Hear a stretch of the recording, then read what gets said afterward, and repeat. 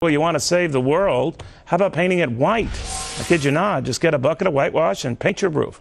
That is not coming from wacky environmentalists. That is coming from the Energy Secretary of the United States, Stephen Chu. Howard Gould says that the Secretary is absolutely right. He's not wacky. He's an eco-entrepreneur. It's cool. Eco-entrepreneur. Good to see you. What's the logic of painting it white? Well, I think the idea is that it doesn't absorb heat. Now, if you look at light colors in general, they absorb 4 times less heat than dark colors. So, for instance, if you are out in Nevada and you put your hand on a highway, it's scorching hot. It's much hotter than the air around it. Now, if something is white, it's not nearly as hot, so it's not absorbing that heat. So by having black tops on factories and places like that, you're needing to really use a considerable amount of more energy to. Well, how much more would we save if our roofs were white? Well, I mean, they're basically talking about what Chu is basically saying is that it could, if we were to do this in 100 cities, 100 major cities, it would be the equivalent of pulling cars off the road, all cars off the road for 11 years. So, all right. So speaking of cars, the other one, we're paint them black.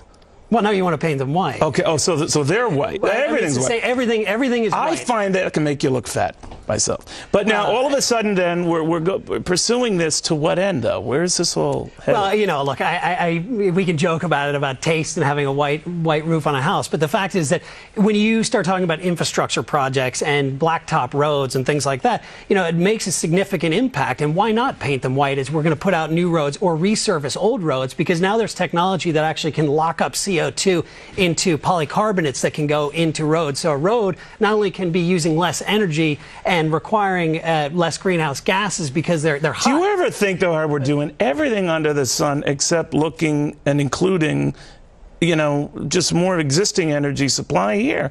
All right, you want to do the Route 95, paint it white. You want the roof to be white. You want everyone dressed and in cars that are white. But how about while you're at it? I didn't say dress in white. Yeah, because that seersucker look, it was so 70s. But I'm wondering, why not include in that barrel of cacophony there maybe a search for more oil here? Oh, so you want to talk about the offshore drilling? Sure, just throw it all in the mix. Well, you know, it's just as nutty as painting a roof white, right?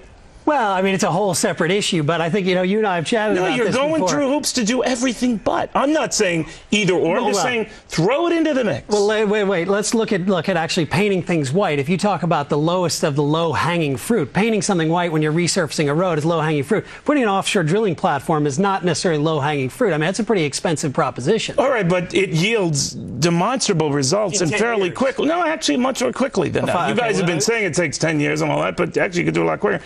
But I'm just wondering, Howard, that we're looking at doing everything but, and I'm saying throw all your crazy stuff right into the mix.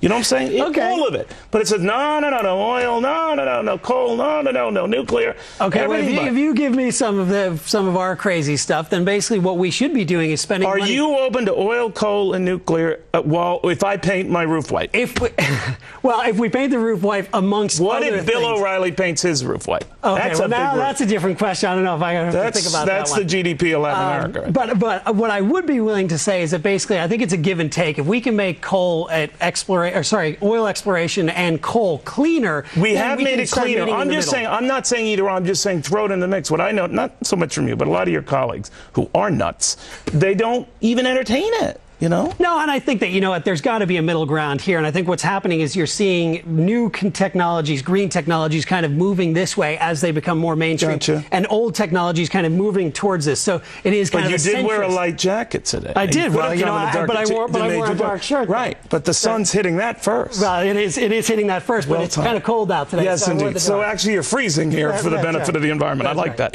Howard, very good seeing you. Seriously, you're a good sport.